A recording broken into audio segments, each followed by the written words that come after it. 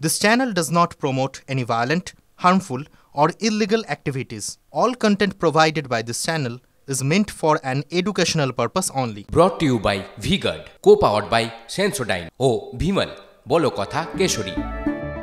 Associate sponsor Ultratech Cement। দেখছেন টিভি9 বাংলায় রয়েছে আমি শুভজিৎ মিত্র। ঘড়ির কাঁটা বলছে .7 অর্থাৎ ভোট শুরু অফিসিয়ালি। তৃতীয় দফায় আজকে রাজ্যে 4 আসনে ভোট।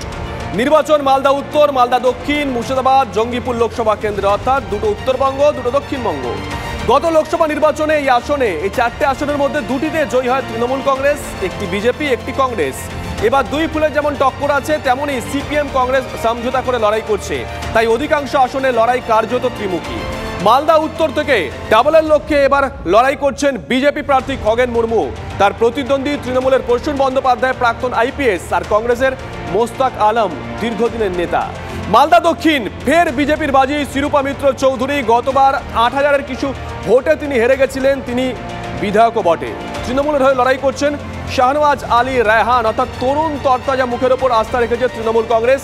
কংগ্রেস প্রার্থী করেছে ঈশা খান চৌধুরীকে। গনি খান চৌধুরী পরিবারের সদস্য ঈশা খান চৌধুরী পোড়খাওয়া রাজনীতিবিদ। অন্যদিকে মুর্শিদাবাদ নজর রাখতে হচ্ছে সেদিকে।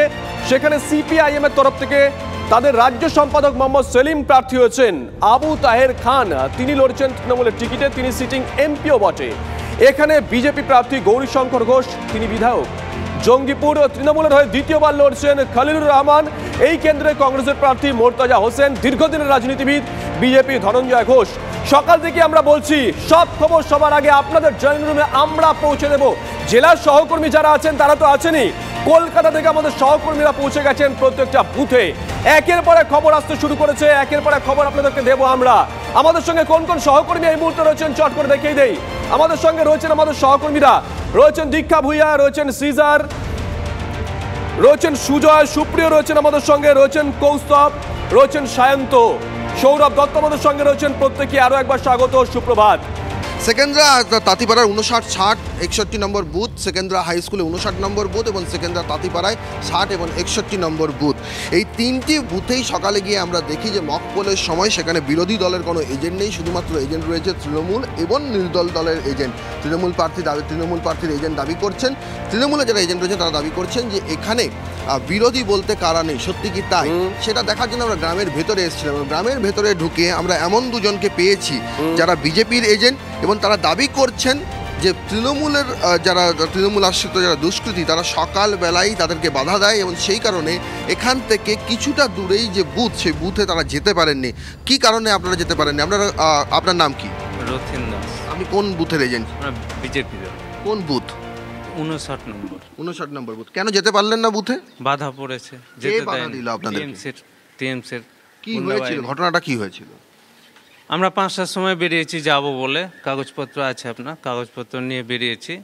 তা ওখানে আপনার মণ্ডল সভাপতিকে ওখানে প্রথমে আটকে দিয়েছিল। আমাকে বললো যাবি না, তো গেলে অসুবিধা আছে, মারবো ধরবো করেছে, মারবো ধরবো। পরেও আপনার ধমকি তো প্রথম থেকে চলছে। আর বলছে গেলে খুব খারাপ হবে। একজন তো আপনার বলছে মেরে দেবো, করবো, জেল খাটা অভ্যস্ত, আমি জেল খেটে অভ্যাস হয়ে আছে, মারবো, মেরে জেলে চলে। তৃণমূলের সমর্থক? হ্যাঁ, টিএমসি সমর্থক। সৌরভ নজর থাকবে, নজর রাখো সৌরভ, নজর রাখো। অন্যদিকে ভোট শুরুর আগেই বাংলায় টুইট করেছেন প্রধানমন্ত্রী। রেকর্ড ভোটের আর্জি জানিয়ে এক্স মাধ্যমে পোস্ট করেছেন নমো। তিনি লিখেছেন, ভোটারদের সক্রিয় অংশগ্রহণ অবশ্যই নির্বাচনকে আরো প্রাণবন্ত করে তুলবে। বাংলায় এক্স মাধ্যমে পোস্ট করেছেন নরেন্দ্র মোদী। আজকের এই পর্বের নির্বাচনে যারা ভোট দিচ্ছেন তাদের উদ্দেশ্যে বার্তা দিয়েছেন নরেন্দ্র মোদী। রেকর্ড ভোটের আর্জি জানাচ্ছি, ভোটারদের সক্রিয় অংশগ্রহণ অবশ্যই নির্বাচনকে আরো প্রাণবন্ত করে তুলবে, আশা প্রকাশ করেছেন প্রধানমন্ত্রী নরেন্দ্র মোদী। বাংলায় পোস্ট করেছেন এক্স মাধ্যমে নরেন্দ্র মোদী।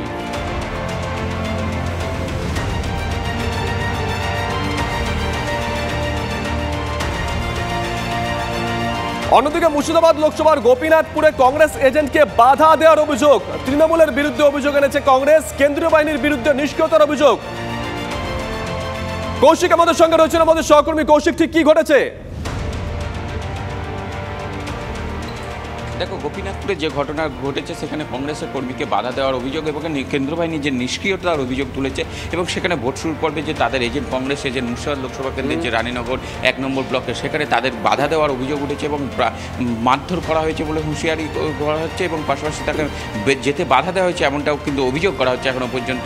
মুর্শিদাবাদ জেলায় যে ভোট মানে একটা অশান্তির ছবি বা কোথাও যেন সেটা কোথাও যেন শুরু হয়ে গেছে ইতিমধ্যেই, কোথাও বাধা বা কোথাও গতকাল রাতে বোমা বিস্ফোরণের মতো ঘটনা। শুভজিৎ।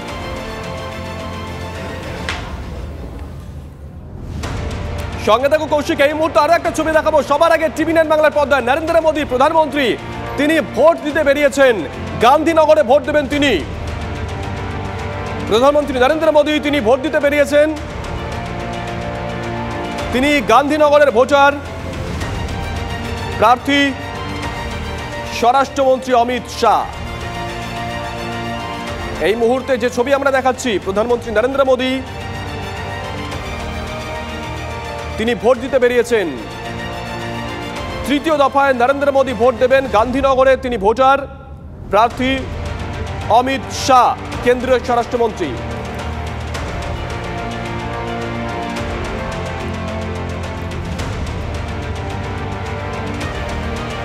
ভোট দিতে বেরিয়েছেন প্রধানমন্ত্রী নরেন্দ্র মোদী। এর আগে অবশ্য তিনি বাংলায় টুইট করেছেন। রেকর্ড ভোটের আর্জি জানিয়ে এক্স মাধ্যমে পোস্ট করেছেন নমো। তিনি লিখেছেন, ভোটারদের সক্রিয় অংশগ্রহণ অবশ্যই নির্বাচনকে আরো প্রাণবন্ত করে তুলবে। নরেন্দ্র মোদী নিজেও আজকে ভোট দেবেন। তিনি ইতিমধ্যে ভোট দিতে বেরিয়েছেন। গান্ধীনগরের ভোটার তিনি। প্রার্থী অমিত শাহ।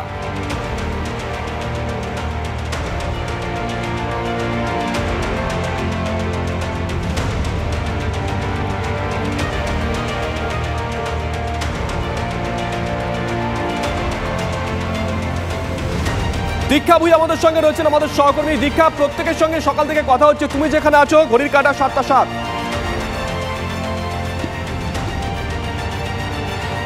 দেখো, আমি প্রায় চাঁচলের কাছাকাছি জায়গাতে আছি। এটা মালদা উত্তরের একটি বিধানসভা কেন্দ্র। এই কেন্দ্রটিতে আমরা গতবারই দেখেছিলাম যে খগেন মুর্মু, যিনি বিজেপি প্রার্থী ছিলেন, তিনি প্রায় 84,000-এর বেশি ভোটে জয়লাভ করেছিলেন। এবারে লড়াইটা কতটা কঠিন হবে সেটা এখনো পর্যন্ত ঠিক বোঝা যাচ্ছে না। তবে এখানে তৃণমূল কংগ্রেস কিন্তু নতুন প্রার্থী, একদম সদ্য স্বেচ্ছাবসর নেওয়া প্রসূন বন্দ্যোপাধ্যায়কে দাঁড় করিয়েছেন। IPS ছিলেন তিনি এখানে। তার স্ট্র্যাটেজি কী হবে এখনো বোঝা যাচ্ছে না। কিন্তু আমরা দেখেছি যে 2019-এর ভোটে থেকে লোকসভা ভোটে এখানে যে 84,000 ভোটে লিড দিয়েছিলেন খগেন মুর্মু, 2021-এ যখন বিধানসভা ভোট গেল তখন কিন্তু দেখা গেল 3টি বিধানসভা কেন্দ্র, বিশেষ করে মালদা, চাঁচল এবং হাবিবপুর, এগুলো কিন্তু বিশেষ করে তফসিলি জাতি, উপজাতি এবং রাজবংশী যারা সম্প্রদায় রয়েছেন তারা, সেই ভোট কিন্তু বিজেপি তাদের দিকে ধরে রাখতে পেরেছিল। কিন্তু বাকি বেশ কিছু জায়গা রয়েছে যেখানে কিন্তু তৃণমূল কংগ্রেস সেই জায়গাতে বিধানসভাতে বেশ ভালো ফল করেছিল। এখন দেখার বিষয়, এখানে লড়াইটা যদিও বলা হচ্ছে ত্রিমুখী নয় দ্বিমুখী লড়াই, কংগ্রেসও এখানে দাঁড় করিয়েছে একজন যাকে তিনি বিধায়ক আছেন।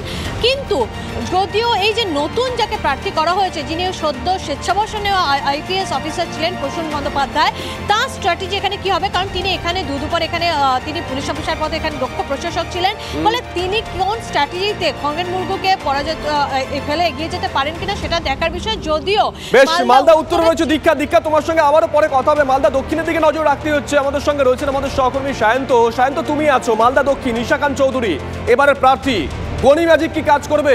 এখনো পর্যন্ত কিন্তু এটা বড় প্রশ্ন।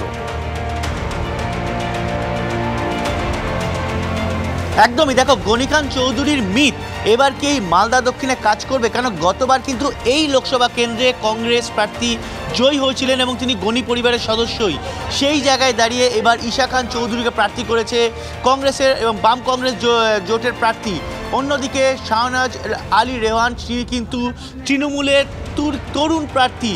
যে তিনি যেমন এখানকার যুবদের কাছে একটা আইকন হিসাবে নিজেকে প্রতিষ্ঠা করার চেষ্টা করেছে। আর বিজেপির তরফে প্রার্থী কিন্তু শিরোপা মিত্র চৌধুরী, তিনি কিন্তু এই জেলার অত্যন্ত দাপুটে নেত্রী এবং এখানকার মানুষ কিন্তু তাকে সর্বদা পায় এমনই দাবি করছে বিজেপি। নির্ভয়া দিদি, অর্থাৎ লড়াই কিন্তু নিজেকে দাবি করেন এবং এখানে এই নামেই পরিচিত। শান্ত, সেই বিষয়টা একদমই শুভজিৎ একদমই শুভজিৎ, নির্ভয়া দিদি এবং গোটা মালদা জেলায়, মালদা দক্ষিণে কিন্তু এই নির্ভয়া দিদি হিসাবে কিন্তু তার ব্যানার পড়েছে। আমি যেখানে দাঁড়িয়ে আছি এটা বৈষ্ণবনগর প্রাইমারি স্কুল। ভোট শুরু হয়েছে, তুমি দেখতে পাচ্ছ লাইন, এবং মানুষ কিন্তু নিজে সকাল সকাল ভোট দিতে এসছে। মূলত মালদা এলাকায় এই বৈষ্ণবনগর গত বিধানসভা তো দেখা যাচ্ছে শান্তিপূর্ণভাবে ভোট হয়েছিল। গতবার এই বিধানসভা কিন্তু বিজেপির হাত থেকে তৃণমূল নিজের হাতে নিয়ে নেয়। সেই জায়গায় দাঁড়িয়ে এই মালদা দক্ষিণের বিধানসভা ওয়াইজ যদি আমরা দেখি তাহলে কিন্তু তৃণমূলের হাতে তৃণমূল এবং বিজেপি প্রায় টক্করে লড়াই দিচ্ছে। সেই প্রভাব এবার লোকসভার এই নির্বাচনে কতটা পড়বে তা কিন্তু দিনের শেষে বোঝা যাবে। যদিও সকাল সকাল মালদা দক্ষিণে কিন্তু প্রত্যেকটি প্রার্থীর এজেন্টরা কিন্তু এখানে এসে গিয়েছে এবং সেই মতো তারা বুথে বসছে। এটা বৈষ্ণবনগর প্রাইমারি স্কুল, এখানে দুই দলের মূলত প্রার্থী রয়েছে, তৃণমূল এবং BJP.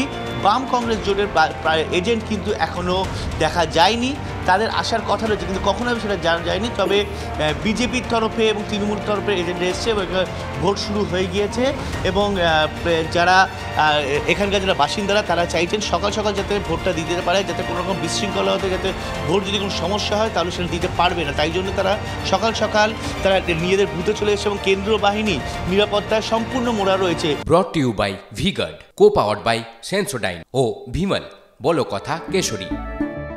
Associate sponsor UltraTech cement.